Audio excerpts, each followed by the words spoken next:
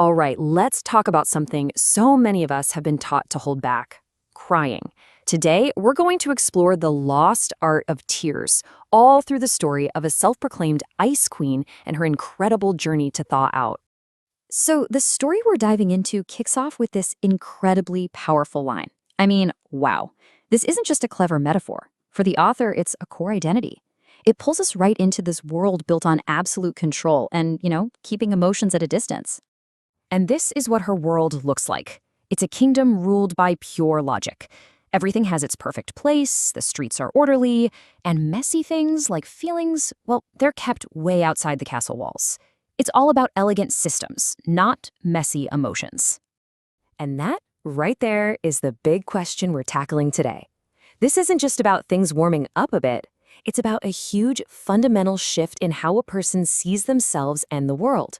What does it actually look like when those icy walls start to melt? Okay, so how does someone become an ice queen in the first place? How is an ice kingdom even built? Well, it turns out this kind of emotional armor is usually forged way, way earlier than most of us realize. The whole origin story goes back to this one seemingly tiny moment from childhood. She's just 5 years old, new to a country, and she finds this small comfort in a little toy. But her mother's angry reaction to her wanting it and the punishment that followed planted a really powerful seed. And just like that, a pattern starts. It begins with this one super intense emotional moment, crying all alone on a cold bathroom floor. But after that, over the next few years, the crying just kind of fades away. The tears simply stop. That natural human response gets unlearned. And this is one of the main tools used to build those walls of ice. I mean, we've all heard this a million times, right? It sounds like simple, practical advice. But for a kid, the message they get can be totally different. Here's where we see this huge disconnect. An adult might think they're teaching resilience, don't sweat the small stuff. But what a child often hears is that the act of crying itself is the problem. They learn that their emotions are embarrassing, that they make adults upset. And this idea gets reinforced absolutely everywhere. On the playground, crying means you're a baby. As an adult, it's something you have to apologize for. The author even points out that they never, not once, saw someone get praised for crying. So the lesson becomes crystal clear. Tears are useless. They're just a side of trouble. Okay, so that's the cultural programming that teaches us to stop. But what's actually going on in our bodies when we cry? Let's switch gears from the why not to the what is, and get into the hard science of tears. For our Ice Queen, the first signs of a thaw were a total puzzle. She'd find herself crying, but only when watching sappy movies on airplanes. How weird is that?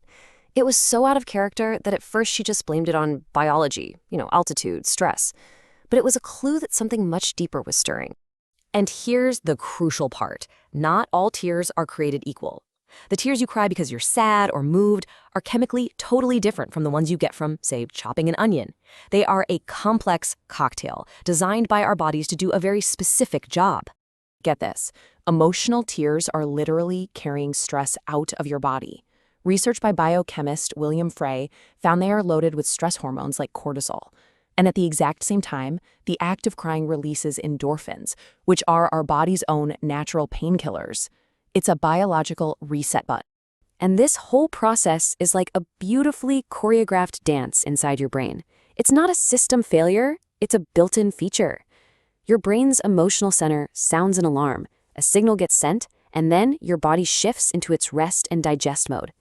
Biologically speaking, crying is a form of self-repair.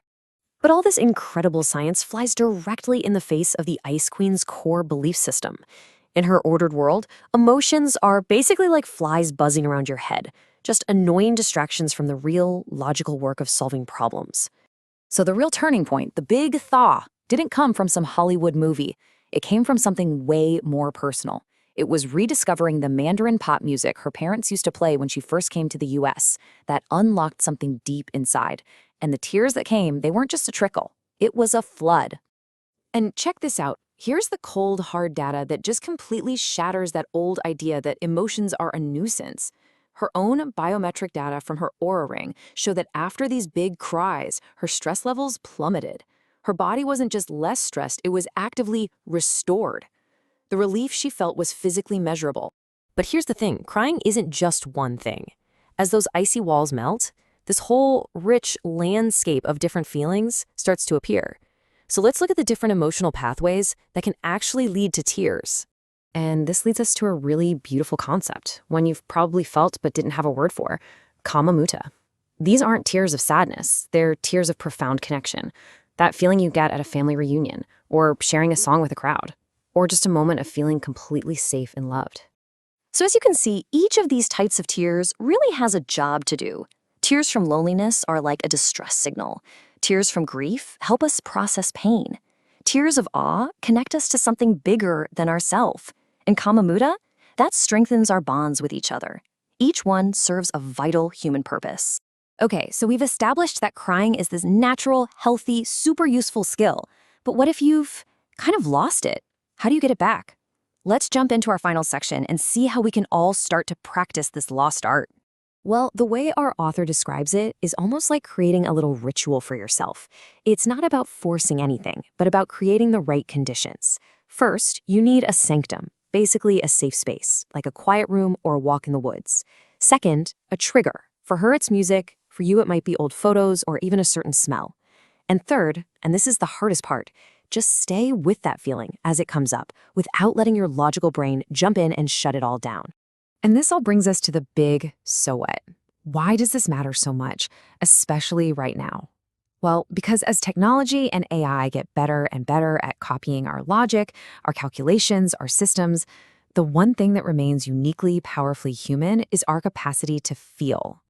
So I want to leave you with this, a question for all of us, whether we see ourselves as ice queens or not.